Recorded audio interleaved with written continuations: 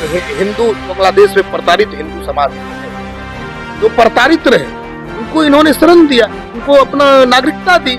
और जो आप बहुसंख्यक ऑलरेडी आप ही का राष्ट्र है, इस्लामिक राष्ट्र घोषित कराए, तो वहाँ पे आपको कोई दिक्कत नहीं। बर्मा में तो मुस्लिम भी पर कई तरह का आरोप लगे हैं। कुल 17 केस उन्होंने अपने हलफनामा में दिए हैं और एक SC/ST एक्ट भी है। तो SC/ST एक्ट वाले लोग को SC समाज के मसीहा के द्वारा टिकट दे देना, कितना सरकार जो है इतना निजीकरण में विश्वास क्यों रखता है? लगातार रेलवे का निजीकरण, एयरपोर्ट का निजीकरण, बड़े बड़े सरकारी संस्थान का सृजन। आप किसको रोजगार, मैंने आपको पहले ही बोला ना, रोजगार क्या है? रोजगार पकौड़ा बेचना। आत्मबल देश में 80 करोड़ गरीब नहीं है, गरीब कोई नहीं है देश में। 5 kg राशन के लिए लाइन में लगते हैं, वो बुलेट ट्रेन और वंदे भारत का सफर करें तो भी मोदी जी, देश का चुनाव हो तो मोदी जी, और पंचायत स्तरीय भी चुनाव हो तो मोदी जी। मतलब बीजेपी के पास कोई दूसरा चेहरा नहीं है। नमस्कार, मेरा नाम है दीपक और आप देख रहे हैं रिपब्लिक नेशन। अभी हम मौजूद हैं खगड़िया के सरस्वती शिशु विद्या मंदिर में, जहां कि हमारे साथ हैं किसान मोर्चा के प्रदेश उपाध्यक्ष बाबूलाल शौर्य जी। अभी जैसा कि मोदी सरकार ने मोदी की गारंटी नाम से अपनी घोषणा पत्र निकाले हैं और वो कह रहे हैं कि आने वाले अगले चुनाव में अगर हमारी तीसरी बार सरकार बनती है तो अगले 5 साल तक 80 करोड़ लोगों को फ्री राशन दिया जाएगा। तो वही वन नेशन वन इलेक्शन की बात करते हैं, तो कहते हैं कि जो 70 से अधिक वर्ष के उम्र के लोग होंगे उन्हें आयुष्मान भारत योजना के तहत लाया जाएगा। तो वही कहते हैं कि आने वाले सरकार, अगर यदि हमारी सरकार तीसरी बार बनती है तो हम लगभग 3 करोड़ दीदियों को लखपति बनाएंगे। तो वही 3 करोड़ और नए घर प्रधानमंत्री आवास योजना से बनाएंगे। जहां एक तरफ वंदे भारत ट्रेन चलाने की बात करती है तो वहीं विपक्ष यह कहती है कि मोदी सरकार में बेरोजगारी बढ़ी है। मोदी सरकार में जबकि 80 करोड़ लोग जिस देश में मात्र 5 किलो राशन पे जिंदा हो, 5 किलो राशन लेने के लिए तैयार हो, वहां पे जो है बुलेट ट्रेन जैसी बातें करना बेबुनियाद है। तो वही कहती है कि मोदी सरकार ने पिछले अपने 2 चुनावी वादों में लोगों से 2 करोड़ रोजगार की बात की थी, लेकिन एक भी रोजगार नहीं दिया है। पेट्रोल का दाम बढ़े हैं, महंगाई चरम सीमा पर है, किसान आत्महत्या करने के लिए मजबूर है। इन्हीं सभी बातों को बात करते हुए साथ ही बात करेंगे खगड़िया लोकसभा के ऊपर। खगड़िया लोकसभा सीट को लेकर के जहां एक तरफ कहा जा रहा है कि स्थानीय बनाम बाहरी उम्मीदवार है, तो वहीं कह रहे हैं कि चिराग पासवान का 2 टर्म से यहां सांसद रहे, उसके बावजूद तीसरा बार जो सरकार यहाँ टिकट दिया वो भी बाहर से ला करके उम्मीदवार को, हेलीकॉप्टर उम्मीदवार को टिकट दिया है। क्या खगड़िया में कोई ऐसे लोग, ऐसे नेता, चाहे वो लोजपा के हो, चाहे वो भाजपा के हो या गठबंधन के किसी दल के हो, वो नहीं मौजूद है? तो वहीं उनके ऊपर आरोप यह भी लगता है कि वे सरकार से टैक्स चोरी मामले में सरकार ने उनके घर पे IT ने छापा मारा तो गुंडा बैंक का संचालन करता है। तमाम मुद्दों पर खट्टी मीठी बातें होगी। फिलहाल आइए हम सीधे जुड़ते हैं बाबूलाल शौर्य जी के साथ। सबसे पहले रिपब्लिक नेशन में आपका स्वागत है। धन्यवाद आपको भी, और हम सारे आपके व्यूअर से भी अपील करेंगे कि इनको बढ़ाइए, और ये लोग जेन्युइन मुद्दों को उठाते हैं और अब सदन, सड़क से लेकर सदन तक संघर्ष करते हैं। इसमें रिपब्लिक नेशन ना, इनका अपना अहम रोल रहता है। हर बारीकी से समाज के मुद्दों को जनता के बीच में रखते हैं। इसके लिए आपको भी बहुत बहुत धन्यवाद। सबसे पहले हम बात करेंगे कि 2024 का जो चुनावी मुद्दा है वो क्या है? बीजेपी का खास मुद्दों पे बात। देखिए, बीजेपी आज नहीं, बीजेपी जो कहती है 1952 में इनकी जो आइडियोलॉजी थी, भारतीय जनता पार्टी विचारधारा का जो आइडियोलॉजी है, वो आइडियोलॉजी आपने देखा, वो उस समय भी था और आज जब तक पूरा नहीं हुआ तब तक वो संघर्ष करती रही। आप देखे होंगे जैसे 370 का मामला था, कश्मीर, जो कि जहाँ हुए बलिदान मुखर्जी, वह कश्मीर हमारा है, हम लोग नारा दिया करते थे। आप देखेंगे कश्मीर हमारा अंग था, तो उसको जो स्वतंत्रता देनी चाहिए थी वो नहीं थी, तो उनको हमने 370 53 ए सब मतलब हटा 35 ए सबको हटा करके हम लोगों ने आप जनता के सामने अपनी गारंटी जो है वो प्रदर्शित किया। चाहे राम मंदिर का मसला, राम मंदिर का मसला जो हिंदू मुस्लिम को में धर्म धर्म धर्म के प्रति जो उदासीनता थी, धर्म के प्रति जो एक कंट्राडिक्शन पैदा करने का जो माहौल देश के अंदर बना था, हम लोगों ने उनको भी बारीकी से और शांति प्रिय तरीके से, आपने देखा कि राम मंदिर बन के भी तैयार हो गया, रामलला स्थापित भी हो गए, लेकिन जो शब्द देश के अंदर कहीं भी कोई दंगा या इस तरह की कोई धर्म के एक दूसरे धर्म के बीच में कोई लड़ाई झगड़ा आपने नहीं देखा। ये यही है मोदी जी की गारंटी। मतलब भारतीय जनता पार्टी का जो आइडियोलॉजी है वो लगातार अपने आइडियोलॉजी पे काम करती है। हम 24 के रन में भी जो नरेंद्र मोदी की तीसरी, यहाँ एक संकल्प है, एक टारगेट है 47 की 2047 में भारत विश्व में अपने एक स्थान को स्थान स्थापित करे, इसके लिए एक टारगेट रखा नरेंद्र मोदी जी ने, भारत के प्रधानमंत्री यशस्वी प्रधानमंत्री ने, कि 2047 तक भारत अपने परचम पे होगी। तो उस परचम भारत कैसे मजबूत हो, भारत कैसे संबलता की, उस पर वो नित्य दिन प्रत्येक दिन कार्य कर रहे हैं टारगेट लेकर। इसलिए भारतीय जनता पार्टी अपने टारगेट और अपने गारंटी पर लगातार संघर्ष करती नजर आती है और उस पर वो काम करती है। अब देख रहे हैं 47 तक का बात करते हैं कि 47 तक में बनेंगी। अगर महंगाई इस तरह से लगातार बढ़ती रही तो 47 तक तो भारत का हाल बहुत बदतर हो जाएगा। ये आप कैसे सोच रहे हैं, हमको आप बताइए। आज से जब 60 साल कांग्रेसियों का शासन व्यवस्था रही, उसमें हमको बताइए अकाल किसके राज में पड़ा, किस देश की सरकार में अकाल। आज हमको बताया कि हमारा देश, रोजगार का मतलब क्या होता है, मन के अनुरूप रोजगार ना मिलना, दैट मीन्स बेरोजगार। हम पीजी कर लिया, पीजी के अनुरूप रोजगार। यहाँ 150 करोड़ की आबादी है, उसमें आत्मबल देने का काम प्रधानमंत्री कर रहे हैं। तो रोजगार से स्किल डेवलपमेंट, रोजगार का मीनिंग आप सरकारी नौकरी से उनको ना जोड़ें।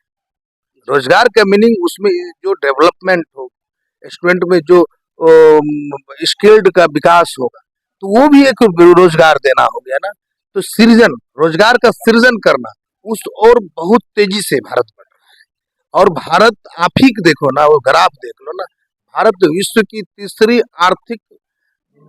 आर्थिक शक्ति के रूप में, अर्थव्यवस्था के रूप में तीसरी महाशक्ति बनने की ओर अग्रसर है।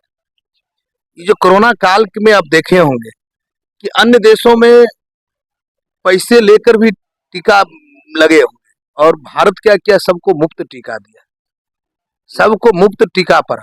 आप इंफ्रास्ट्रक्चर को आप देख लो कितनी रफ्तार से, आप ही देखो ना कि अपना खगड़िया में, हम नहीं जाना चाहते हैं, यह खगड़िया कैसा जिला है जहाँ 7 नदियों से घिरा हुआ है, 7 नदियों से घिरा हुआ है। और उसके जो राजा टोडरमल ने उस समय भी उनको फर्क कर दिया, और उसके आज देखिए रोड, पुल और पुलियों का जाल दिख रहा होगा। आप पहले सोचते थे लोग कि अगर बेलदौर जाए तो कैसे। रोड का आप बात कही, यहाँ पे हम रोकना चाहेंगे। जहाँ तक रोड का आपने बात कहा, आपके ही उम्मीदवार कहते हैं कि मथार में जाने का रास्ता नहीं है, कई बार चर्चा कर चुके हैं अपने इंटरव्यू। नहीं, हमारे उम्मीदवार ये कहते हैं कि वहां पे कुछ टेक्निकल रोड तो बना, प्रधानमंत्री सड़क योजना जाके देख लीजिए, बन गया। नहीं, आप उनका इंटरव्यू निकाल करके देख लीजिए, वो कहते हैं बिल्कुल सड़क है ही नहीं। उन्होंने ये कहा जो भी और जो कनेक्टिविटी है, रोड का जो जाल बिछना चाहिए वो, और जो भी जरूरत है वहां पे, और जो मेन रोड है ना, वहां थोड़ा सा परेशानी है, आपसी विवाद है जमीन, बस वहीं पे परेशानी है। रोड जो रोड बनना चाहिए वो रोड ऑलरेडी बन चुका है और बनने के और अग्रसर है। और उन्होंने ये कहा कि जितना जाल रोड का बिछेगा और जो भी कमियां हैं हम पूरा करेंगे। जो प्रधानमंत्री सड़क योजना एक बना, एक जो हो सकता है, और 1-2 रोड जो निकासी हो, और क्योंकि रोड का जाल बिछ जाए, जिधर से हम जाए उधर से हम उस गांव पहुंच जाए। उन्होंने, मेरे प्रत्याशी का कहना ये नहीं है कि रोड नहीं है तो वहां आवागमन कैसे हो। उनके भाव को समझिए। हमारे प्रत्याशी कहते हैं कि और जो की कमी है ना, उसको हम आने वाले समय में पूरा करेंगे। ये वन नेशन और वन इलेक्शन क्या है? देखिए, वन नेशन वन इलेक्शन क्या है, ये तो आप पत्रकार हैं, आप बताओ वन नेशन वन इलेक्शन क्या है। कि हम जिस तरह से खर्च का लोड इतना भारत के अंदर, हर 5 साल में 3 वर्ष तो चुनाव में ही लग जाते हैं। एमपी चुनाव है, एमएलए चुनाव हो, त्रिस्तरीय पंचायत चुनाव हो, तो उनका मानना है कि अगर इस तरह हो तो हमारा देश में चुनाव विकास की रफ्तार और तेजी से बढ़ेंगे। एक साथ एमएलए, एमपी और अन्य चुनाव जो है 1 साल के अंदर हो जाए तो 4 साल विकास करने का काम करेंगे। 4 साल कोई चुनाव नहीं होगा, 4 साल अस्थिर मन से प्रशासन और ऐसा भी कह सकते हैं कि एक देश एक नेता, मतलब राज्य का चुनाव हो तो भी मोदी जी, देश का चुनाव हो तो मोदी जी, और पंचायत स्तरीय भी चुनाव हो तो मोदी जी। मतलब बीजेपी के पास कोई दूसरा चेहरा नहीं है क्या? आपको ही पता नहीं है, वो तो कांग्रेस से पूछिए कि आपके पास चेहरा नहीं है क्या। हमारे यहाँ चेहरे बदलते हैं। हमारे यहाँ किसी व्यक्तिगत परिवार की पार्टी नहीं है। इससे पहले अटल जी की पार्टी थी, अटल अटल अडवाणी की लोग नारा दिया करते थे, अटल अडवाणी, मुरली मनोहर। हमारे यहाँ समय के अंतराल में आप भी हो सकते हो, अगर आप भी अगर राजनीति करो भारतीय जनता पार्टी का, तो हो सकता है आप भी उस शीर्ष पे पहुंच जाओ। भारतीय जनता पार्टी आप देख लो ना कि मुख्यमंत्री कोई ये नहीं कह सकता है हम 20 साल से हम मुख्यमंत्री हैं तो हम ही हैं। वहाँ कोई भी बन सकता है, वहाँ पे ये नहीं है। अभी चूंकि मोदी जी ने जो देश को, जो पूरे विश्व में अपने 10 साल के काम से स्थापित किया है, इसलिए मोदी मोदी जी हो रहे हैं। होना भी चाहिए, जिसने काम किया है उसके नाम से तो होना ही चाहिए। और उस ओर भारत बढ़ रहा है तो स्वाभाविक है मोदी जी होंगे ही। लेकिन भारत के पास, भारतीय जनता पार्टी के पास एक से एक ऐसे चेहरे हैं। अरे आप देखिएगा कुछ दिनों के बाद पता चलेगा मोदी जी से जैसा ही एक से एक वर्कर है। भारतीय जनता पार्टी में कोई फिक्स नहीं है कि चाय बेचने वाला देश का प्रधानमंत्री बन सकता है, ये भारतीय जनता पार्टी में ही संभव है। अच्छा, बुलेट ट्रेन जब देश में चला या वंदे भारत देश में चला, उसे तो भाजपा सरकार बड़ी अपना श्रेय ले रहा है। क्या लगता है जो लोग 5 kg राशन के लिए लाइन में लगते हैं वो बुलेट ट्रेन और वंदे भारत का सफर करेंगे? देखिए, 5 kg राशन का अर्थ आप समझिए। एक व्यक्ति, हम लोग एकाध मानववाद के सिद्धांत पे जीने वाले भारतीय जनता पार्टी के एक एक अंतिम व्यक्ति तक विकास की रोशनी पहुंचे और कोई देश में भूखा ना सोए। ये थोड़ी करे कि 5 किलो हम अनाज दे रहे तो आप काम करना बंद कर दो। आप इतना सामर्थ्यवान अपने आप को पैदा कर लो, अपने आप को ला दो कि आप अनाज अपने आप स्वेच्छा से छोड़। जैसे सिलेंडर में बहुत सारे लोगों ने सब्सिडाइड को छोड़, आपको पता है ना गैस का क्या स्थिति है, नहीं स्थिति है पहले, तो आप देखे होंगे कि बहुत सारे अपनी स्वेच्छा से लोगों ने छोड़ दिया कि नहीं हमको सब्सिडाइड मतलब सब्सिडी नहीं चाहिए। तो इसी प्रकार देश के अंदर आप देखेंगे जब आत्मबल बढ़ेगा ना मानव के बीच में। आप मानते हो देश में 80 करोड़, चूंकि राशन जो है गरीबों के लिए दिया गया, तो देश में 80 करोड़ लोग गरीब हैं? नहीं, देश में 80 करोड़ गरीब नहीं है, गरीब कोई नहीं है देश में। तो फिर राशन राशन गरीब, राशन अगर ऐसी व्यवस्था अगर कोई लेना चाहता है, मन में है कि अगर हम कोई परेशानी में है, हमको कष्ट है, अगर कोई कष्ट ना रहे, अगर राशन सरकार ने एक अपनी पॉलिसी दिया कि कोई व्यक्ति भूखा ना रहे, सरकार में सामर्थ्य है, सरकार में आत्मबल, सरकार आपका सरकार है, आप चाहें, आपका मन हो जाए कि मुझे राशन, मैं संबलता की ओर भाग जाता हूं, अपनी स्वेच्छा से देखिएगा कि राशन लेना छोड़ देंगे लोग। अच्छा, नीति आयोग कहती है कि मात्र देश में 5% गरीबी है, और दूसरी तरफ फिर मैं वही बात कहूंगा कि सरकार कहती है कि 80 करोड़ लोगों तक पहुंचा रहा, तो दोनों में तो रिपोर्ट में कहीं ना कहीं ऊपर नीचे कोई अंतर नहीं, रिपोर्ट में अंतर नहीं है, क्योंकि जो स्थिति परिस्थितियां देश के अंदर है, आप घर के मुखिया हैं, जो घर का मुखिया है ना वो सहयोग करती है। 5 किलो राशन से घर नहीं चलता होगा, आपका भी परिवार होगा ना। इस बात को आप मानते हैं 5 kg राशन में घर नहीं चलता? 5 किलो राशन आत्मबल देता है, और भारतीय जनता पार्टी और देश के प्रधानमंत्री 5 किलो राशन देने की बात नहीं कर रहे हैं, बात कर रहे हैं कि अगर आपकी नीड्स है तो हम एक सहयोग कर रहे हैं, आप आत्मबल, उनको आत्मबल देने का काम कर रहे हैं कि आप मेहनत करो और आगे बढ़ो। हम आप 2 करोड़ रोजगार का क्या? रोजगार सृजन, आप किसको रोजगार, मैंने आपको पहले ही बोला ना, रोजगार क्या है? रोजगार पकौड़ा सरकारी बेचना, नौकरी नहीं, पकौड़ा बेचना रोजगार। आत्मबल देने का, स्किल डेवलपमेंट। रोजगार का मतलब रोजगार सृजन करना। आज देखिए ना, कोई भी विकसित राष्ट्र सरकारी नौकरी से थोड़ी डेवलप हुआ है, आपकी स्किल से डेवलप हुआ है। नरेंद्र मोदी जी ने, देश के प्रधानमंत्री ने बच्चों में आत्मबल इतना भरने का काम कर रहे हैं। पकोड़ा, या मान लीजिए आप जिस चीज को कह रहे हैं, क्या कोई देश के अंदर पकोड़ा बेच के कोई घर नहीं चल रहा है क्या? क्या देश के अंदर, आप ही हमारे बगवा चौक पे देख लीजिए, जितना एक पकोड़ा बेचने वाले क्या का लगता है पर डे आए, ग्रेजुएट और पीजी के युवा, ग्रेजुएट पीजी की यहाँ बात नहीं है सर, ग्रेजुएट पीजी की बात नहीं। शिक्षा क्या है? शिक्षा क्या है? आपको आंतरिक ज्ञान देता है, आत्मबल देता है। शिक्षा नौकरी के लिए नहीं किया जाता है, आत्मज्ञान के लिए। शिक्षा आप में सामर्थ्य पैदा करता है, शिक्षा आपको ताकत प्रदान करता है। रेलवे शिक्षा में नौकरी के लिए नहीं। शिक्षा कभी 150 करोड़ की आबादी है, रेलवे में तो 150 करोड़ की आबादी वैकेंसी है है। मेरे पास। आप देख लो ना, अनेकों तरीके से पैटर्न बदले और हजारों हजार लोग नौकरी, रेलवे में जितनी मैन पावर की आवश्यकता थी या है, उस और रेलवे अपना मैन पावर की व्यवस्था कर रही है। और नदी में सालाना नौकरी आता था। मेरी बात समझिए, आप समझो ना कि मैन पावर का जहां जहां जरूरत है, उस रूप से मैन पावर का यूटिलाइज हो रहा है। आप ही कोई कंपनी खोल रहे हो, 60 साल की अगर आपके पास है, तो आपको कंपनी में कि जितने आपको वॉलंटियर्स की जरूरत होगी, उतने वॉलंटियर्स को आप लेने के बाद अगर जरूरत होगी तो आप लोगे ना। इसलिए ना भारत की सरकार ने स्किल डेवलपमेंट के लिए कि आप में आत्मबल इतना आ जाए कि आप अपने से नौकर बनाने के लिए नहीं, नौकरी देने के लिए पढ़ाई करने की बात कर। बीजेपी सरकार जो है इतना निजीकरण में विश्वास क्यों रखता है? लगातार रेलवे का निजीकरण, एयरपोर्ट का निजीकरण, बड़े बड़े सरकारी संस्थान का निजीकरण। मैं आपसे पूछना चाहता हूं, निजीकरण, निजीकरण क्या है? कि एक आप किसी को, आप भी कहीं काम करते हो, अगर आपको टारगेट दिया जाता है तो दिल से काम करते हो। और जब आपको टारगेट, आपको जब ये एहसास होता है कि मेरा, अरे कितनों करेंगे, दिन भर में हमको 200 रुपये मिलेंगे, 500 रुपये मिले, तो आप उस अनुपात में काम करते हो। लेकिन आपको टारगेट दे दिया जाए कि आप अच्छा ये काम कर लो, तो एक हम आपको 2000 रुपये हम दे देंगे, तो आप क्या करोगे? 2 घंटे में जो काम 2 दिन में करोगे, 2 घंटे में आप कर दोगे। देश के विकास के लिए, देश की रफ्तार के लिए, देश निजीकरण नहीं है, वो बच्चों की जो एनर्जी है, उस एनर्जी का 100% यूटिलाइज बच्चे कैसे करेंगे, इसके लिए वो आगे बढ़ाने का काम करते हैं।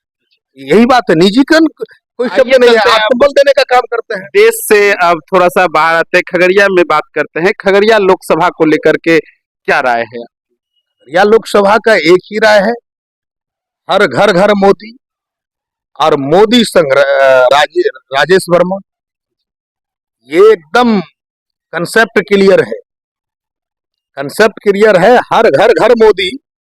और मोदी जी का जो विकास है, उस विकास के पहिया के रूप में राजेश वर्मा का पहिया हर घर में, राजेश वर्मा और मोदी के संग, ये तो हर घर का नारा है। अच्छा, राजेश वर्मा जी पर कई तरह का आरोप लगे हैं, कुल 17 केस उन्होंने अपने हलफनामा में दिए हैं, और एक SC/ST एक्ट भी है। तो SC/ST एक्ट वाले लोग को SC समाज के मसीहा के द्वारा टिकट दे देना कितना सही है? हम पर भी SC/ST एक्ट लगा था, आपको पता है? नहीं पता है? नहीं। परबत्ता थाना में एक ऐसी घटनाएं घटी थी जिसको मैंने उच्च स्तरीय जांच करने की मांग किया। वहां स्थानीय राजनीति करने वाले लोगों ने मिलकर एक षड्यंत्र कर मुझे SC/ST का आरोपित कर दिया, और मैं आज बरी हो गया कोर्ट से, 10 साल झेलने पर, सच्चाई से कोसों दूर। आपको पता है उस केस में क्या हुआ था? जो इन्फॉर्मेंट था, जो सूचक था, वही इन्वेस्टिगेशन ऑफिसर बना, और वही हम पर सूचक भी वही, कहने वही, और इन्वेस्टिगेशन ऑफिसर भी वही, और केस इंस्टीट्यूट करने वाला भी एक व्यक्ति, एक छोटा दरोगा, SI, थानाध्यक्ष भी नहीं था। और मैं 10 साल झेला, और मैं बरी हुआ, किसी में सजा नहीं हुई है। जब आप राजनीति करते हो ना, प्रतिस्पर्धा का देश है, सबकी अपनी आंतरिक रहती है कि मैं कैसे राजेश वर्मा को ओवरलैप करके मैं नेता कैसे बनूं, मैं उसके आगे कैसे जाऊं। इस के कारण राजनेताओं के द्वारा कुछ जो उनके प्रतिद्वंदी के द्वारा एक झूठा फंसाया जाता है। मेरे पास एक और घटना है घटी इधर 8 महीना पहले गोली चलाने का एफआईआर मेरे ऊपर किया गया, करवाया गया। मेरे पास वीडियो क्लिप है सर। हमें कहा कि 12 बजे हमें हॉस्पिटल भेजा गया पान दुकानदार के द्वारा, और मैंने जब इन्वेस्टिगेशन प्रशासन ने किया, पुलिस कप्तान ने किया, पता चला कि 12 बजे हॉस्पिटल रात में पहुंचा ही नहीं और केस इंस्टीट्यूट कर लिया गया था सर। मैं मुदाले था, मेरे पास वीडियो फुटेज है, प्रूफ है। तो ये तो आप समझ ही रहे हैं ना कि राजेश वर्मा जब एक नया युवा जब क्रांति की अंगड़ाई लेता है, जब परिवर्तन के लिए संघर्ष करता है, एक दिशा और दशा देने के लिए संघर्ष करता है, तो निश्चित है इसे एनर्जेटिक युवा पर वो युवा को रोकने के लिए सारे जो षड्यंत्रकारी लोग हैं उन पर अनेकों अनेक एफआईआर जरूर कराते हैं, लेकिन सजा किसी में नहीं हुई। नहीं, अंतोगत्वा आप देखेंगे सब में बरी होगा, साक्ष्य नहीं मिलेंगे उनको। देख लीजिएगा न्यायालय सब में, जिस तरह एक बाबूलाल सौर पर अनेकों केस के हम अभियुक्त हैं, मेरे ऊपर भी, मैंने कोई घटना किया नहीं, वो घटना से युक्त मुझे मुदाले बनाया। मैं आपको प्रूफ भी दे दूंगा, कोर्ट का प्रूफ है। कहते हैं कि भागलपुर में जो है राजेश वर्मा गुंडा बैंक चलाते हैं और जो कर्ज लेने के बाद में ब्याज नहीं देते उनका जमीन हड़प लेते हैं। कोई प्रूफ ऐसा है? किसी ने मान लीजिए जांच करना, ये तो हमारे यहाँ का तो यही तो प्रजातंत्र की खूबसूरती है जी।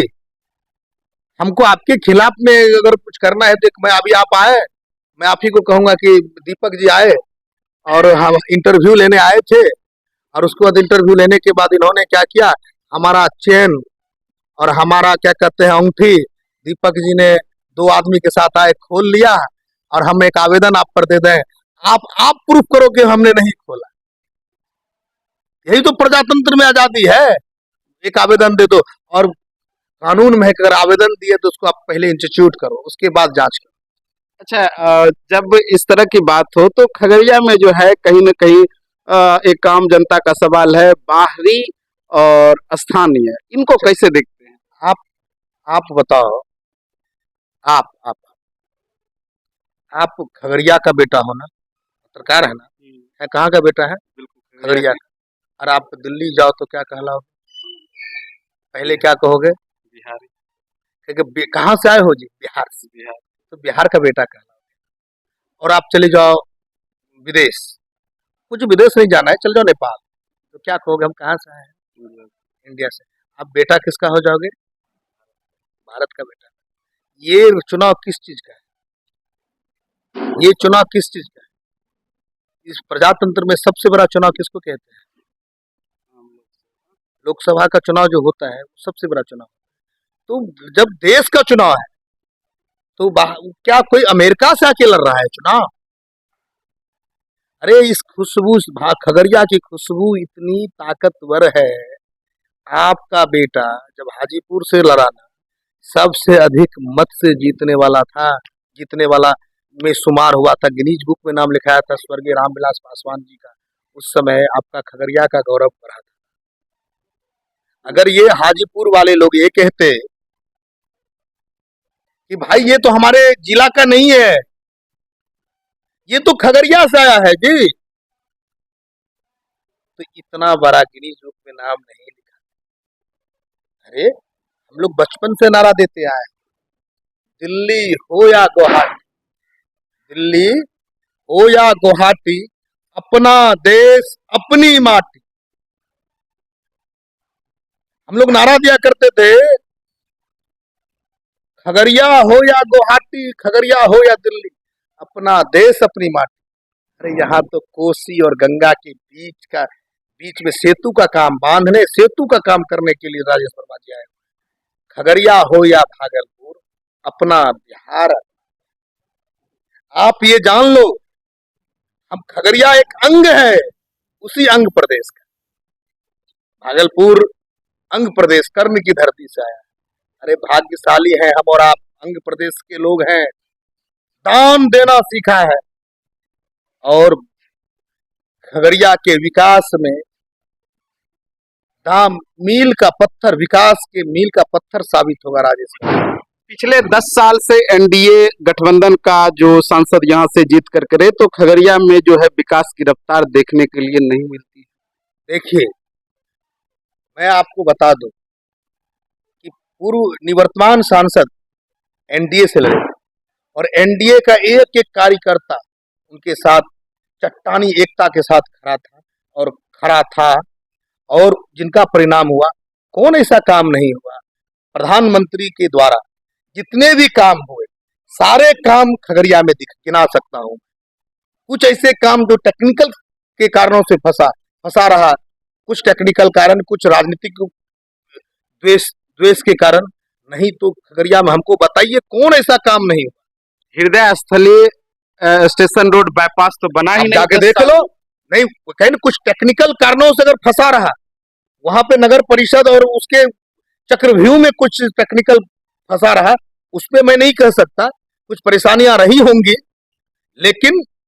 लेकिन याद रखिएगा, जो शेष छोटे मोटे काम या जो शेष हृदय स्थली बचे हैं वो निश्चित राजेश वर्मा के रूप में नेतृत्व में बनेगा।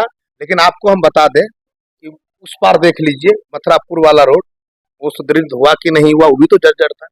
कुछ टेक्निकल कारणों से बचे रहे, लेकिन आप देख लो अब बेगूसराय का क्या स्थिति थी जाने में 10 साल पहले। अच्छा, मानते हैं कैसर अली जी काम करवाए? केसर अली एक सांसद थे एनडीए का, एनडीए के प्रधानमंत्री के द्वारा जो भी कार्य हुआ वो कार्य हुआ और वो कार्य दिखता है। केसर अली एक मोहर थे, तो मोहर का जो काम था मोहर किया।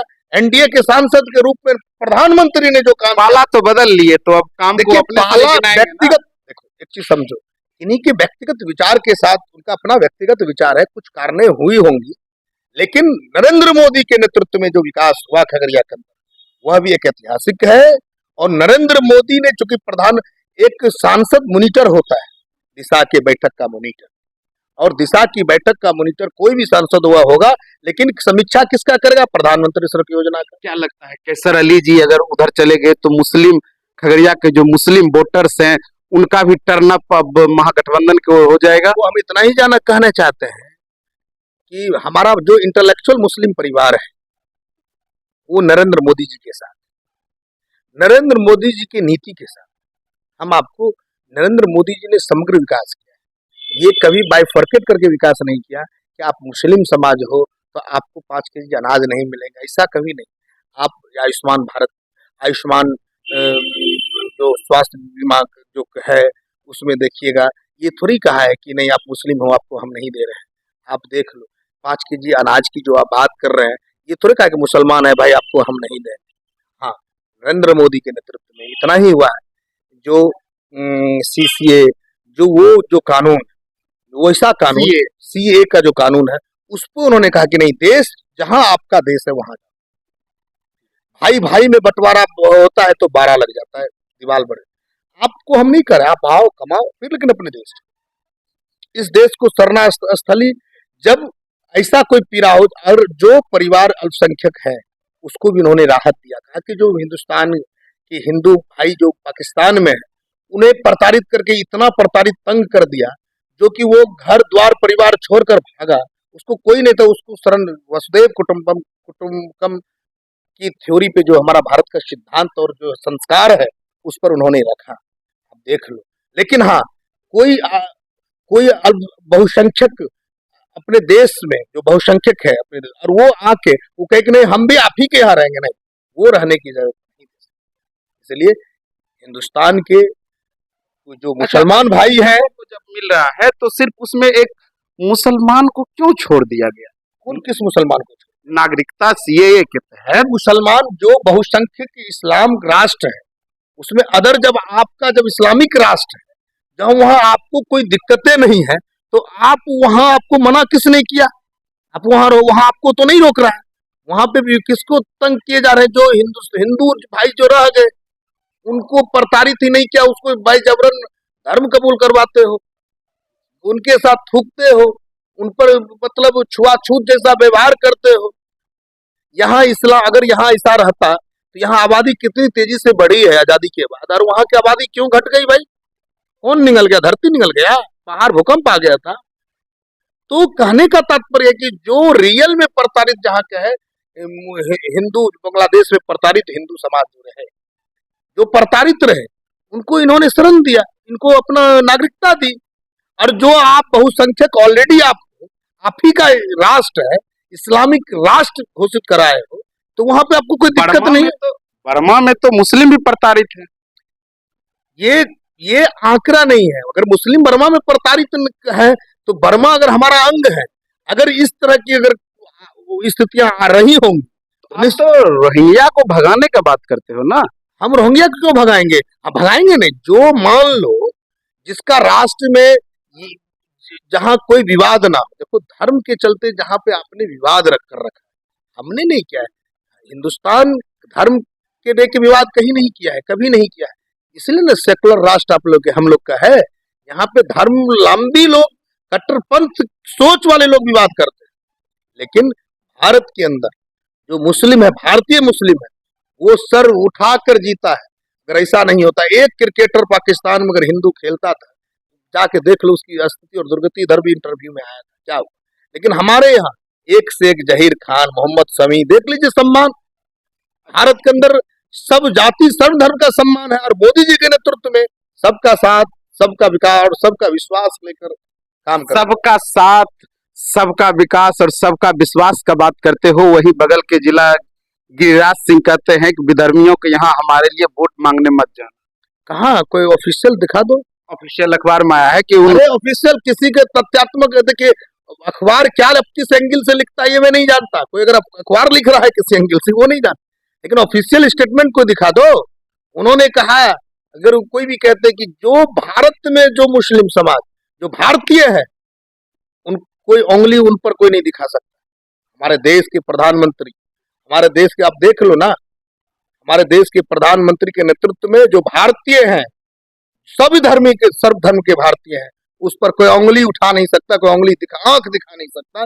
ये हमारी, यही है मोदी की गारंटी। मतलब भारत में मुस्लिम डरे हुए नहीं, वो डराए जाते हैं विपक्ष के द्वारा। बताइए, जहां जहां भारतीय जनता पार्टी की जहां जहां सरकार है, वहां दंगा दिखा दीजिए हमको, एक भी दंगा दिखा दीजिए। वो जब जब कांग्रेस की सरकार रही है, दंगाएं उसी में फैलती है, क्योंकि वो डर पैदा कराती है। वो दंगाई पार्टी है। अरे, और भारतीय जनता पार्टी वो विकास पर विश्वास रखती है, और भारतीय जनता पार्टी समग्र समाज और समग्र धर्म के लोगों पर विश्वास। अब ऐसा नहीं होता। हम लोग अंतिम पड़ाव की तरफ चलते हैं, और अंतिम में बताइए कि खगड़िया में पुनः एक बार की राजेश वर्मा को लेकर के क्या जीत के आश्वस्त, कितना आश्वस्त हैं आप? अगर 200% की बात कहिएगा तो हम 200%।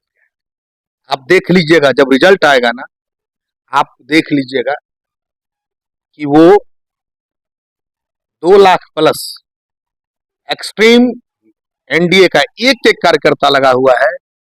जिस तरह देश के अंदर एक नारा है, अब की बार 400 पार, तो यहाँ के एनडीए का एक एक कार्यकर्ता रात दिन लगे हुए हैं कि अब की बार खगड़िया 4 लाख पार, एनडीए का उम्मीदवार 4 लाख पार। लेकिन आपको दावे के साथ कहते हैं 2 लाख प्लस जीत सुनिश्चित है। अब हमारे कार्यकर्ता, एनडीए का एक एक कार्यकर्ता संघर्ष में लगे हुए हैं, 4 लाख क्रॉस कैसे हम करें। अंतिम सवाल की खगड़िया के लोगों से क्या कुछ अपील करना चाहेंगे? हम लोग खगड़िया के लोगों से यही अपील करना चाहेंगे, एक युवा राजनीति, एक युवा दिशा, विकास का दिशा और दशा बदलने के लिए संघर्ष कर रहा है। 33 वर्ष का नौजवान है, हंसता हुआ, चमकता हुआ चेहरा है, और जिस तरह हम लोगों ने खगड़िया के विकास के लिए अनशन अनशन अनशन की गाथा लिख दी और समाज को एक दिशा और दशा देने का काम किया, इसी तरह राजेश वर्मा आपकी आवाज बनकर दिल्ली में गूंजेगा, और एक से एक छूटे हुए कार्य, जो काम नरेंद्र मोदी के नेतृत्व में 10 साल में हुआ, उसके आगे का कार्य बढ़ाने का। जिस तरह हर खेत को पानी के लिए हर जगह वायर, ट्रांसफार्मर, पोल लगते जा रहे हैं, उसमें तेजी लाएंगे और हर किसान को पानी उपलब्धता हो जाएगी। जो थोड़ी बेसिक कमियां और रही होंगी, क्योंकि नया, जिधर जवानी और पानी में के बांध को कोई रोक नहीं सकता, जवानी और पानी जवानी भी और पानी की रफ्तार की तरह संघर्ष कर रहे हैं। निश्चित विकास का एक नया आयाम खगड़िया में राजेश वर्मा के रूप में दिखेगा।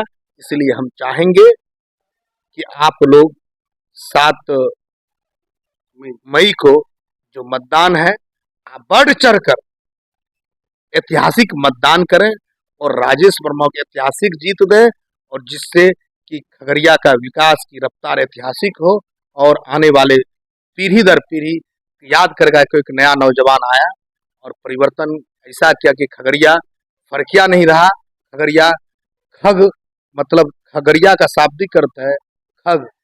खग मतलब 7 नदियों का घिरा हुआ यह जिला है। नदियों का जो नैयर है, उस नैयर में विदेशों से एक रंग बिरंगे पक्षियां, खग मतलब चिड़िया, आती थी और शोभा बढ़ाती थी। उस तरह राजेश वर्मा के रूप में खगड़िया विकास की एक आयाम, एक नया रोशनी के रूप में दिखेगा, टिमटिमाए दिखेगा, और उस रूप में खगड़िया सब दिन उनके ये कार्यकाल को याद करेंगे और आने वाले लंबे समय के लिए, देखिए जो उम्र है वह उम्र लंबी राजनीति की ओर इंडिकेट करता है। अगर इस उम्र में अगर वो सांसद बनते हैं तो अगले बार हमको विश्वास है कि राजेश वर्मा को मेहनत करने की जरूरत नहीं होगी, क्योंकि ये हर घर का आवाज बन के आपको आपके सामने खड़े नजर आए। जी, तो अभी आप सुन रहे थे किसान प्रदेश भाजपा किसान प्रकोष्ठ के प्रदेश उपाध्यक्ष बाबूलाल शौर्य जी को, और जिन्होंने कहा यह गंगा और कोसी का मिलन है, और साथ ही साथ इन्होंने कहा कि हम जो है खगड़िया सीट 4 लाख वोटों से हम जीत रहे हैं और देश में नरेंद्र मोदी की सरकार 400 पार कर रही है। बाकी ये हमारा छोटा सा प्रयास आपको कैसा लगा हमें कमेंट करके जरूर बताया। देखते रहे रिपब्लिक नेशन।